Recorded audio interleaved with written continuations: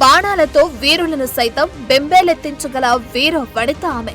గజ్జ కట్టి కత్తి పడితే చిచ్చురేపే కాళీ ఆమె. అందానికే అసూయ కలిగేంత అందగత్తె ఆమె. సమస్యలన్నిటికీ చిటికెలో ఉపాయం చెప్పగల రాజనీతిజ్ఞురాలు ఆమె. శత్రువులను సైతం చేరతీసే ఉదాత్త గుణవంతురాలు ఆమె. అత్తను సైతం తల్లిలా చూడగల మహోన్నతమైన శ్రీమూర్తి ఆమె. 100 మంది తోటి కోడళ్లతో ఏ గొడవలు లేకుండా ఉమ్మడి కుటుంబాన్ని నడిపిన గృహిణి ఆమె. అందం, ఐశ్వర్యం, వీరత్వం, వివేకం, విచక్షణ కలగలిసిన ఆమె మరెవరో కాదు, భానుమతి, వైఫ్ ఆఫ్ దుర్యోధన. అవును, మీరు విన్నది నిజమే. ఇన్ని అద్భుత లక్షణాలు ఉన్న అందగత్తె అక్షరాల దుర్మార్గుడైన దుర్యోధనుడి పట్టమహిషి భానుమతి. అయితే మహాభారతమంతటా దుర్యోధనుడి ప్రస్తావన ఉన్నప్పటికీ అతని భార్య భానుమతి గురించి పెద్దగా ప్రస్తావన లేదు. కేవలం 3 సార్లు మాత్రమే ఈమె ప్రస్తావన మనకు భారతంలో కనిపిస్తుంది. మహాభారత కాలంలో ఈ భూమి మీద ఉన్న అద్భుత అందగత్తెలు కేవలం ఇద్దరున్నారు. వారిలో ఒకరు ద్రౌపది కాగా రెండవ వ్యక్తి భానుమతి. ఇద్దరు అందంలో ఒకరిని మించి ఒకరు అన్నట్లుగా ఉంటారు. అలాంటి భానుమతి గురించి ఇప్పుడు తెలుసుకుందాం. భానుమతి కాంభోజ రాజు చిత్రాంగద రాణి చంద్రముఖుల కుమార్తె. రాజు చిత్రాంగదుడు ద్రోణాచార్యుని మిత్రుడు కూడా. అయితే కొంతమంది ఈమె కాశీరాజు కుమార్తె అని, రాజు సుశర్మలకు చెల్లెలని కొన్ని చోట్ల ప్రస్తావించారు. ఇంకొంతమంది ఈమె ప్రాజ్ఞోత్తిష్య రాజు భగదత్తుని కుమార్తె అని కూడా చెప్పారు. మరికొంతమంది ఈమె శల్యుడి కుమార్తె అని. ఈ శల్యుడు ఎవరో కాదు, పాండురాజు రెండవ భార్య మాద్రికి సోదరుడు, నకుల సహదేవుడికి మేనమామ. భానుమతిని దుర్యోధనుడు పెళ్లి చేసుకోవడంతో మహాభారత యుద్ధంలో కౌరవుల తరపున శల్యుడు యుద్ధం చేశాడని చెబుతున్నారు. వ్యాస మహాభారతంలో భానుమతి గురించి పెద్దగా ప్రస్తావించకపోవడం వల్ల దేశంలోని ఆయా రాష్ట్రాలలో వాడుకలో ఉన్న కథలను బట్టి ఎవరికి తోచినట్లు వారు రాస్తున్నారు. కానీ ఇవన్నీ తప్పుడు అభిప్రాయాలు మాత్రమే. ఈమె కాంబోజ రాజు చిత్రాంగదుని కుమార్తె. ఇది ఫైనల్. ఆమెకు ధనుమతి అనే కవల సోదరి కూడా ఉంది. ఆమె భానుమతికి చెల్లెలు. ఆమె కూడా అందగత్తెనే. ఇక మన కథానాయికి భానుమతి గురించి చూస్తే, భానుమతి కాంబోజ రాజ్యంలో యువరాణిగా అన్ని యుద్ధ విద్యలు నేర్చుకుంది. ఆమె తండ్రి చిత్రాంగదుడు భానుమతిని ఆడపిల్ల అని తక్కువ చేయకుండా కత్తి పట్టడం దగ్గర నుంచి విల్లుతో అస్త్రశస్త్రాలను ప్రయోగించడం వరకు నేర్పించాడు. భానుమతి కూడా అబ్బాయిలకు తానేమి తీసుకోనని విల్లుతో బాణాలను అద్భుతంగా సంధించేది. గురువులు సైతం ఆమె యుద్ధ కళకు ఆశ్చర్యపోయేవారు. కత్తి పట్టిందంటే తన తోటి మగ విద్యార్థులు కూడా భానుమతి ఒడుపు, వేగాన్ని చూసి తనతో ఫైట్ చేయాలంటే భయపడేవారు. కేవలం యుద్ధ విద్యలే కాకుండా నాట్యం కూడా అద్భుతంగా చేయగలదు. గజ్జ కట్టి నాట్యం చేస్తుందంటే ఆ నటరాజ స్వామి సైతం చూస్తూ ఉండాల్సిందే. అనేక వేదాలు, ఉపనిషత్తులు చదివింది. తమ రాజ్యంలో పేదవారిని ఒక యువరాణిలా కాక వారి బిడ్డలా ఆదుకునేది. ఎవరికి ఏ కష్టం వచ్చినా నేనున్నానంటూ సహాయం చేసేది. రాజ దర్బార్లో తన మంత్రులు సైతం పరిష్కరించలేని ఎన్నో సమస్యలను భానుమతి సులువుగా పరిష్కరించేది. ఆమె తండ్రితో పాటు మంత్రులు, సామంతులు, రాజ్య ప్రజలు కూడా భానుమతి తెలివితేటలను ఎంతగానో మెచ్చుకునేవారు. భానుమతి గురించి ఒక్క మాటలో చెప్పాలంటే, మన తెలుగు సినిమా అరుంధతిలో అనుష్కల అంతకు మించి ధైర్య సాహసాలు, మానవత్వం ప్రదర్శించేది.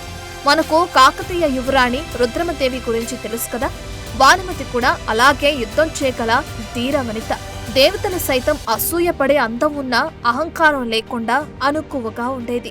భానుమతికి యుక్త వయసు వచ్చాక తండ్రి చిత్రాంగదుడు ఆమెకి పెళ్లి చేయాలని భావించాడు. అప్పటికి భరతఖండంలో ఉన్న వీరులలో గొప్పవాడైన అర్జునుడికి తన కుమార్తెను ఇచ్చి పెళ్లి చేయాలని అతని ఆలోచన. అట్టహాసంగా కూతురు భానుమతికి స్వయంవరాన్ని ఏర్పాటు చేశాడు. ఆ స్వయంవరానికి అర్జునుడు తప్పక వస్తాడని, తన కూతురుని చేపడతాడని చిత్రాంగదుడు ఆశపడ్డాడు. కాని అతని ఆశలు అడియాసలయ్యాయి. తానొకటి తలిస్తే దైవం ఇంకొకటి తలిచిందని ఆ స్వయంవరానికి అర్జునుడు హాజరు కాలేదు. అంతకుముందే అర్జునుడు స్వయంవరంలో ద్రౌపదిని గెలుచుకుని పెళ్లి చేసుకుంటాడు. ఒక సుందరి ద్రౌపదిని పెళ్లి చేసుకున్నా ఇక చాలే అనుకున్న అర్జునుడు ఇంకో సుందరి భానుమతి స్వయంవరానికి రాడు.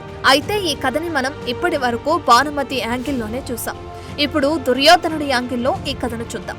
మహాభారత యుద్ధం టాపిక్ వచ్చినప్పుడల్లా చాలా శక్తివంతమైన, ముఖ్యమైన పాత్రల పేర్లు తెరపైకొస్తాయి. వారిలో దుర్యోధనుడు ఒకడు. మహాభారతంలో దుర్యోధనుడిని విలన్ గా చెప్పారు. అర్జునుడు స్వయంవరంలో ద్రౌపదిని గెలుచుకుని పాండవులందరూ ఆమెను పెళ్లి చేసుకున్న తర్వాత దుర్యోధనుడు చాలా రోజులు నిద్ర లేకుండా అసూయతో రగిలిపోయాడు. ఎందుకంటే ద్రౌపది స్వయంవరానికి దుర్యోధనుడు కూడా వెళ్ళాడు. అద్భుత సౌందర్య రాశి అయిన ద్రౌపదిని చూసి ఎలాగైనా ఆమెను పొందాలనుకున్నాడు. కానీ స్వయంవరంలో ఓడిపోయాడు.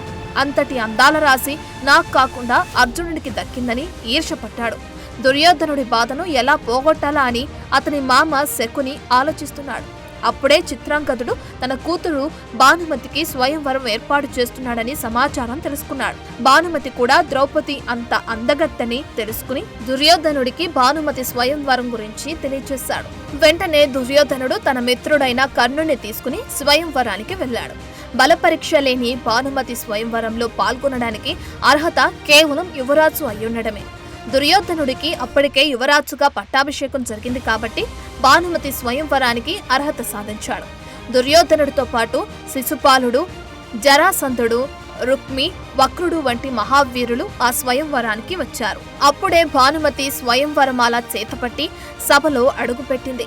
అద్భుత సౌందర్య రాశి భానుమతిని దుర్యోధనుడు అలాగే చూస్తూ నోట మాట రాకుండా ఉండిపోయాడు. భానుమతి స్వయంవరానికి వచ్చిన యువరాజులు ఒక్కొక్కరి గురించి తెలుసుకుంటూ ముందుకు సాగుతుంది. అప్పుడే ఆమె కళ్ళు దూరంగా నిలబడి ఉన్న కర్ణుని మీద పడ్డాయి. సహజ కవచ కుండలాలతో సూర్య తేజస్సుతో వెలిగిపోతున్న కర్ణునిపై మనసు పారేసుకుని వరమాల కర్ణుని మెడలో వేసి మనువాడాలని ముందుకు సాగింది. అక్కడే ఉన్న దుర్యోధనుడి గురించిన వివరాలు మంత్రి చెబుతున్నా వినకుండా కనీసం దుర్యోధనుడి వైపు కూడా చూడకుండా ముందుకు సాగుతుంది. భానుమతి కనీసం తనను చూడకపోవటం అవమానంగా భావించిన దుర్యోధనుడు ఎంత అందగత్తే తనకు దక్కకుండా పోతుందేమోనని భయపడ్డాడు. వెంటనే ముందుకు నడిచి భానుమతి చేతులోని వరమాలను బలవంతంగా తీసుకుని మెడలో వేసుకున్నాడు. భానుమతిని చేతులతో ఎత్తుకొని సభ నుండి బయటకు నడుస్తాడు. దుర్యోధనుడి ఈ చర్యతో ఆశ్చర్యపోయిన భానుమతి ఎవరా ఇతను అని అప్పుడు మొదటిసారి దుర్యోధనుని చూసింది. అప్పుడు అక్కడే సభలో ఉన్న శిశుపాలుడు, జరాసంధుడు, రుక్మి, వక్రుడు లాంటి వీరులందరూ దుర్యోధనుడిపై కత్తి దూశారు. తన స్నేహితుడిని చంపడానికి వస్తున్న శిశుపాలుడు, జరాసంధుడి లాంటి యోధులతో యుద్ధానికి దిగుతాడు కర్ణుడు. అక్కడ వీరి మధ్య యుద్ధం భయంకరంగా జరిగింది. చివరకు కర్ణుడి శౌర్య ప్రతాపాల ముందు శిశుపాలుడు, జరాసంధుడి లాంటి వీరులు కూడా ఓడిపోతారు. అక్కడున్న యువరాజులందరినీ ఓడించిన కర్ణుడు, దుర్యోధనుడు భానుమతిని తీసుకుని హస్తినాపురానికి ప్రయాణమవుతాడు. అయితే అప్పుడు భానుమతి, నాకు ఒక ప్రాణ స్నేహితురాలు సుప్రియ ఉందని, తను లేకుండా నేను ఉండలేనని, తను కూడా నా వెంట వస్తుందని చెప్పగా దుర్యోధనుడు సరేనంటాడు. అందరూ హస్తినాపురానికి రాగానే కౌరవ సామంతురాజులందరూ ఈ చర్యను ఖండిస్తారు. అప్పుడు దుర్యోధనుడు, మా తాత భీష్మాచార్యుడు కూడా తన పినతల్లి కుమారుడైన విచిత్ర వీర్యుడి కోసం అంబాలికలను ఎత్తుకొచ్చాడని, ఆయన చేస్తే తప్పు కానిది నేను చేస్తే తప్పయిందా అని ప్రశ్నించేసరికి అక్కడే ఉన్న భీష్ముడు రాక్షస వివాహం శాస్త్ర సమ్మతమేనని భానుమతికి దుర్యోధనుడికి పెళ్లి జరిపిస్తాడు. తన స్నేహితురాలైన సుప్రియను పెళ్లి చేసుకోమని భానుమతి కర్ణుణ్ణి కోరుతుంది. అప్పుడు కర్ణుడు తన రెండవ భార్యగా సుప్రియను పెళ్లాడతాడు. అయితే భానుమతికి ఇష్టం లేకుండా దుర్యోధనుడితో పెళ్లి జరిగినప్పటికీ ఆనాటి పతివ్రత నియమాలకనుగుణంగా దుర్యోధనుని భర్తగా మనస్ఫూర్తిగా అంగీకరిస్తుంది.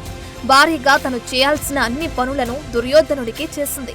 అయితే స్వయంవరంలో తను కర్ణుణ్ణి చూసి మనసు పట్ట అతను తన భర్త దుర్యోధనుడికి ప్రాణ స్నేహితుడు కాబట్టి కర్ణుడిని తన అన్నగా భావిస్తుంది. గుడ్డివాడైన ధృతరాష్ట్రుడి కోసం తన కళ్లను కూడా కంతలు కట్టుకున్న అత్త గాంధారి త్యాగాన్ని ఎంతగానో మెచ్చుకుని రాణి గాంధారికి కూతురిలా ఎన్నో సపర్యలు చేసింది. భానుమతి తెలివితేటలు, చాకచక్యం, అత్తమామల పట్ల ఉన్న గౌరవం చూసి గాంధారి, ధృతరాష్ట్రులు కూడా ఎంతో మెచ్చుకునేవారు. మా ఇంటికి కోడలు కాదు కూతురొచ్చిందని అందరికీ చెప్పి మురిసిపోయేవారు. భానుమతి కూడా దుశ్శాసనుడితో సహా 99 మంది మరుదులను, అలాగే ఆడపడుచు దుశ్శలను సైతం ఎంతో గౌరవంగా ప్రేమగా చూసుకునేది. ఇంటికి పెద్ద కోడలిగా మరుదులందరికీ పెళ్లిళ్లు చేసి వచ్చిన తోటి కోడలతో ఎంతో స్నేహంగా ఉండి ఉమ్మడి కుటుంబంలో అన్నదమ్ముల మధ్య ఎటువంటి గొడవలు లేకుండా చూసుకుంది. తద్వారా 100 మంది కౌరవ సోదరుడు ఒక్కడిగా దుర్యోధనుడి వెనుక నిలబడ్డారు. దుర్యోధనుడు చెప్పాడని పాండవులతో యుద్ధం చేశారు. అయితే ఇక్కడ భానుమతికి కృష్ణుడికి మధ్య ఉన్న సంబంధం గురించి కథ ఒకటి చెప్పాలి. ఒకసారి కృష్ణుడు హస్తినాపురంలో అతిథిగా కొన్నాళ్ళుంటాడు. అప్పుడే కొత్తగా పెళ్లైన భానుమతికి కేవలం 17 ఏళ్ల వయసే. దుర్యోధనుడు శ్రీకృష్ణుడికి తన సోదరులకు స్నేహితులకు పార్టీ ఏర్పాటు చేస్తాడు. అక్కడున్న అందరూ మద్యం సేవిస్తూ ఆడుతూ పాడుతూ ఉంటారు. భానుమతి కూడా మద్యం సేవిస్తుంది. అప్పుడే ఆమె కృష్ణుణ్ణి చూస్తుంది. నెమలి పింఛంతో అందంగా ఉన్న శ్రీకృష్ణుడికి మద్యం పోస్తుంది. దానిని కొంచెం తాగుతాడు శ్రీకృష్ణుడు. భానుమతి కూడా మద్యం బాగుందని పెగ్గు మీద పెగ్గు లాగిస్తుంది. అక్కడున్న దుర్యోధనుడు అతని స్నేహితులు అందరూ ఫుల్లుగా తాగి పడిపోతారు. అక్కడ ఒక్క శ్రీకృష్ణుడు మాత్రమే కంట్రోల్లో ఉంటాడు. తాగిన మత్తులో ఉన్న భానుమతి తనేం చేస్తుందో కూడా తెలియని స్థితిలో వయస్సు చేసే అల్లరి తట్టుకోలేక అందగాడైన శ్రీకృష్ణుణ్ణి మోహిస్తుంది. అతని చేతుల్లో వాలిపోయి తనను ఏదో ఒకటి చేయమని కోరుతుంది. అసలే అద్భుతమైన అందగత్తైన భానుమతిని వేరే ఎవరన్నా అయితే ఆమె మానాన్ని దోచుకునేవారు. కానీ శ్రీకృష్ణుడు మాత్రం అలా చేయలేదు. తన చేతుల్లో వాలిన భానుమతిని ఒక చిన్న బిడ్డను పట్టుకున్నట్లుగా పట్టుకుని తీసుకుని వెళ్లి రాజమందిరంలోని ఆమె శయనాగారంలో పడుకోబెడతాడు. భానుమతి హస్తినాపురానికి రాణి. తను తొందరపడి ఏమైనా చేస్తే ఒక రాణిగా ఆమె జీవితం నాశనం అవుతుందని భావించి అక్కడి నుంచి వెళ్లిపోతాడు. అప్పుడే అక్కడికి వచ్చిన గాంధారికి ఏమీ చెప్పకుండా మద్యం ఎక్కువగా సేవించిందని చెప్తాడు. మరుసటి రోజు మత్తు దిగిన భానుమతి గత రాత్రి జరిగింది జ్ఞాపకం వచ్చి సిగ్గుపడి శ్రీకృష్ణుణ్ణి క్షమించమని వేడుకుంటుంది. అందుకు శ్రీకృష్ణుడు నవ్వి, ఆ మద్యం ప్రభావం వల్ల నీవు అలా ప్రవర్తించావు.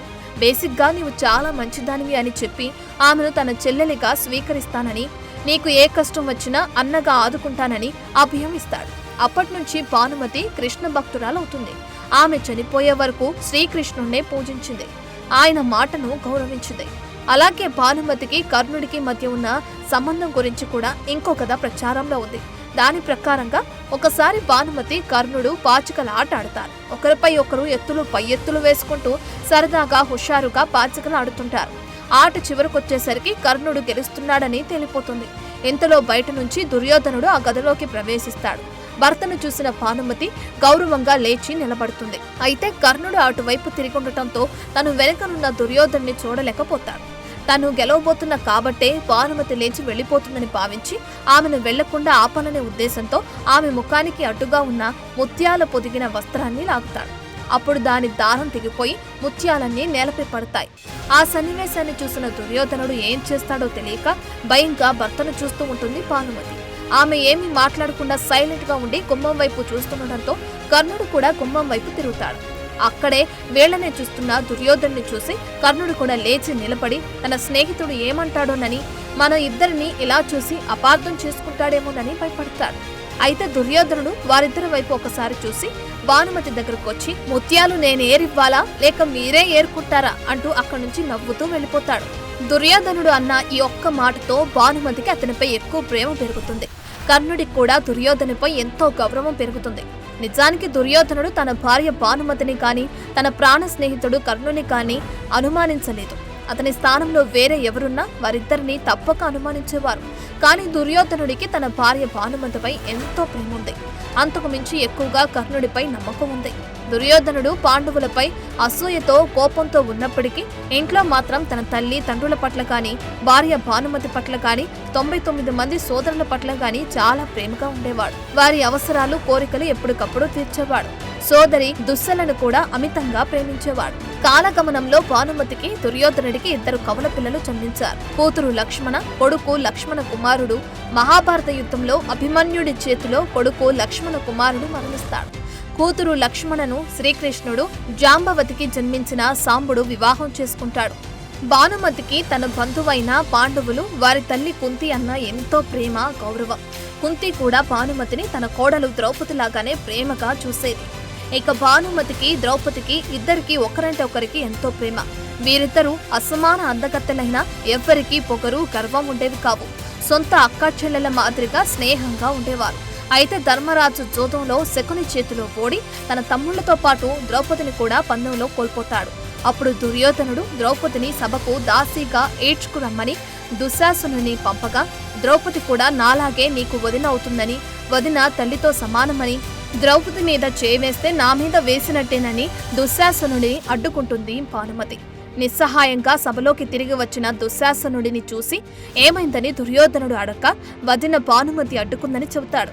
ఆగ్రహించిన దుర్యోధనుడు కోపంతో ఎలాగైనా ద్రౌపదిని లాక్కురమ్మని దుశ్శాసనుడికి ఒక రాజుగా ఆజ్ఞ జారీ చేస్తాడు. అన్నమాట జవదాటని దుశ్శాసనుడు ద్రౌపదిని సభకు ఈడ్చుకువచ్చి దుర్యోధనుడి కోరిక ప్రకారం వస్త్రాపహరణం చేయబోతాడు. ద్రౌపదిని కాపాడలేకపోయానని బాధపడిన భానుమతి ఒకసారి శ్రీకృష్ణుడు తనకిచ్చిన మాటను గుర్తుకు తెచ్చి కృష్ణుడిని ప్రార్థించి ద్రౌపదిని కాపాడమని వేడుకుంటుంది. భానుమతి ప్రార్థన మన్నించిన శ్రీకృష్ణుడు ద్రౌపదిని వస్త్రాపహరణం చేయకుండా రక్షిస్తాడని ఒక కథనం ప్రచారంలో ఉంది.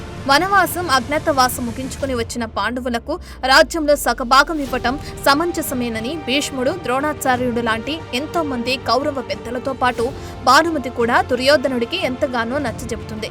అన్నదమ్ముల మధ్య యుద్ధం మంచిది కాదని దుర్యోధనుడికి ఎంత చెప్పినా భార్య మాట పెడచెవిన పెడతాడు. మహాభారత యుద్ధం జరగక తప్పని పరిస్థితి వచ్చినప్పుడు నేను కూడా ఒక యోధురాలుగా యుద్ధం చేస్తానని దుర్యోధనుడికి చెబుతుంది భానుమతి. భానుమతికి ఉన్న ఖడ్గ నైపుణ్యం, అస్త్రశస్త్ర నైపుణ్యం గురించి తెలిసిన దుర్యోధనుడు ఆ మాట భీష్ముడికి చెప్పగా అందుకు ఆయన భానుమతి తప్పకుండా గొప్ప యోధురాలే, అందులో సందేహం లేదు. ఆమె ఒక రథి స్థాయిలో యుద్ధం చేయగల వీరనారి. కానీ మహాభారత యుద్ధంలో కేవలం మగవారు మాత్రమే యుద్ధం చేయాలి, ఆడవారికి యుద్ధ భూమిలోకి ప్రవేశం లేదని భీష్ముడు చెబుతాడు. ఆ మాటతో తనకు యుద్ధం చేయాలనే కాంక్ష ఉన్న ఒక ఇల్లాలిగా ఇంట్లోనే ఉండిపోతుంది. మహాభయంకరంగా జరిగిన మహాభారత యుద్ధంలో కౌరవ యోధులతో పాటు తన భర్త దుర్యోధనుడు, తన కొడుకు లక్ష్మణ కుమారుడితో పాటు తన 99 మంది మరుతులను, తన ఆడపడుచు దుస్సల భర్త అయిన జయద్రథుడు మొదలైన వీరులందరూ మరణిస్తారు. భర్త కుమారుణ్ణి కోల్పోయి పుట్టెడు దుఃఖంలో ఉండి కూడా హస్తినాపురానికి రాణిగా తన 99 మంది తోటి కోడళ్లను, ఆడపడుచును ఓదారుస్తుంది. తన రాజ్యంలో భర్తను కోల్పోయి విధవలైన మహిళలకు ధైర్యం చెప్పి వారి పిల్లలు బ్రతకడానికి కావాల్సిన తన సహాయం అందిస్తుంది. అయితే ఇంకొక కథ ప్రకారం మహాభారత యుద్ధం ముగిసిన తర్వాత విధవరాలైన భానుమతిని చూసిన శ్రీకృష్ణుడు అర్జున్ని పెళ్లి చేసుకోవాలని కోరతాడు. అందుకు భానుమతి అంగీకరించదు. అయితే పాండవులు, కౌరవులు ఈ తరంలో శత్రుత్వం పెంచుకుని యుద్ధం చేసి చనిపోయారు. అయితే భవిష్యత్తు తరంలో పిల్లలు కూడా ఇలాగే శత్రువులుగా ఉండకుండా అన్నదమ్ములుగా కలిసిపోవాలంటే నీవు తప్పక అర్జున్ని పెళ్లి చేసుకోవాలని, ఈ పెళ్లి నీ సుఖం కోసం కాదు, కౌరవ పాండవుల పిల్లల శ్రేయస్సు కోసమని కృష్ణుడు నచ్చజెపుతాడు. అత్త గాంధారి, మామ ధృతరాష్ట్రుడు కూడా నచ్చజెప్పడంతో భానుమతి అర్జున్ని పెళ్లి చేసుకుంటుంది. అయితే ఇది కొన్ని రాష్ట్రాల్లో చెప్పుకునే కథ మాత్రమే. వ్యాస భారతంలో భానుమతి అర్జునుడిని పెళ్లి చేసుకుందని ఎక్కడా చెప్పలేదు. సో ఇది మహా అందకతే యోధురాలైన భానుమతి చరిత్ర. ఈ వీడియో మీకు నచ్చితే లైక్ చేయండి, షేర్ చేయండి, అలాగే మా ఛానల్ని సబ్స్క్రైబ్ చేసుకోండి. For more videos like this, subscribe Big TV channel.